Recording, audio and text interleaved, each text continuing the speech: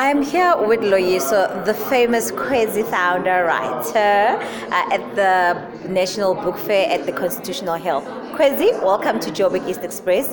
So tell us, what inspired you to start writing Kwezi? Yeah, well, given that it was so many years ago, around 2013 was when Yeah, I it's decided old. to. Yeah, it's very old, but I mean, I think the story is obviously still relevant and still current. Yes.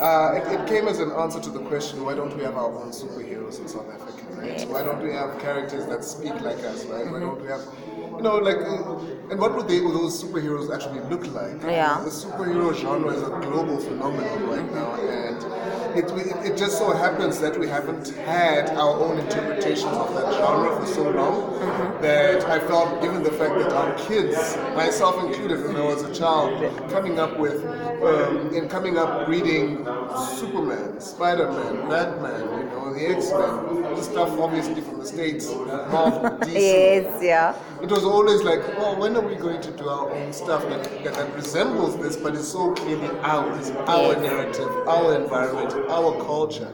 So when I had the opportunity, having worked as a head illustrator at Super Strikers, it was time for me to start doing my own project. So Kwezi came along, and the rest is history.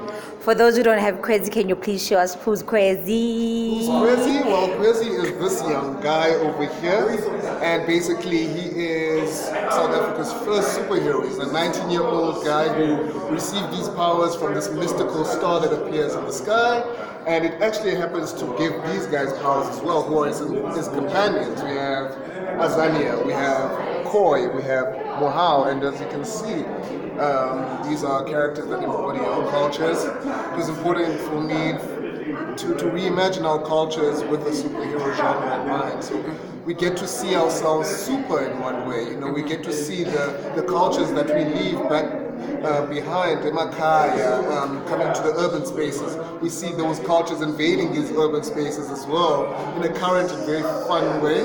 And I think it's right on time for us as a young generation of South Africans who are, in one way or the other, redefining our identity. Yeah. It's important that we take our identity from back home as well, into the future. Most people will say comic books are not like books. So with Kwezi, how do you see it playing a role in encouraging young people or even kids to read? Because we feel like if it's a cartoon or anything that is not as formal, it's not educational. What makes Kwezi different? I think what makes Kwezi different is, of course, the format of a comic book. A comic book is literally written word, carried out or assisted by visuals. So it's panel to panel, and the narrative follows those panels, obviously from left to right, each page. So what makes it different as an educational, semi-educational element, I think we wanted to make the educational element of it non-direct. That you get educated about your culture, where you come from, about the landscape that we share here through the narrative, as opposed to a finger-wagging type of narrative. It's more about setting the story in a place, giving our characters a challenge that we feel like is a challenge that most young South Africans face. And then through that, and when we come to a culmination, we get to have learned that, okay, fine, it's not your average story actually. Is that a character might have faced an issue where there was a corrupt, bad guy, and we know our landscape happens to have those types of dynamics, but not doing it in a preachy way has always been like a thing for me. Is to entertain first and then indirectly educate, because we consider who's reading it. We consider their needs. And their needs is to actually have competitively entertaining material like Superman, and it's a format that I find works for the nature of a superhero story. They are going to face out the challenges that we face, but they get to face them in superhero-esque type of scales. That's what sets it differently. It's set here. Yeah. It's set in Gold City, which is Johannesburg, and it's using those types of things to relay the message. And then what would you like for the youngsters, the kids, because I saw today there were a lot of kids in the room, what would you like them to take away from this as an illustrator and a comic writer? I think I'd like them to take it as the profession itself is not so hard.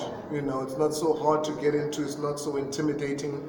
I think drawing has become such an intimidating thing out there because we don't share. We don't share our processes in order for young people to see how easy it is. I mean, we all start off as artists. I really do believe that. We do start off as artists, but I think there's an intimidation factor or a lack of support factor to encouraging young people to continue being artistic, and being brave enough. I mean, we had a little girl here, a very young little girl, but she was so exuberant and confident to share her visual, narrative or visual style. So I think I want young people to take that away, to really look into the arts, into the visual arts, because that's a space now that's still very, very, it's unguarded. You still get to create what you want. You still get to have your voice heard. On top of that, I think these are generally young people. We're talking 12-year-olds, 13-year-olds, right? These are the people that are going to, lead the country one day. So it makes sense that their frame of reference would be something close to home. That they grew up with black South African superheroes rather than a Clark Kent or, a Batman, or Bruce Wayne. So it's when you read a book, when you read any book, a novel or a comic book, you become the character. You read in their voice. So it's nice that they get to have a character that is so much like them that it's not much of a stretch to have that as your frame of reference. You're 16, you're 25, and when someone says, when I grew up I was reading Spider-Man, and someone says, when I was growing up I was reading Kwezi. That's the type of platform we want to access. We want to take the story and also export it to the rest of the world. So yeah.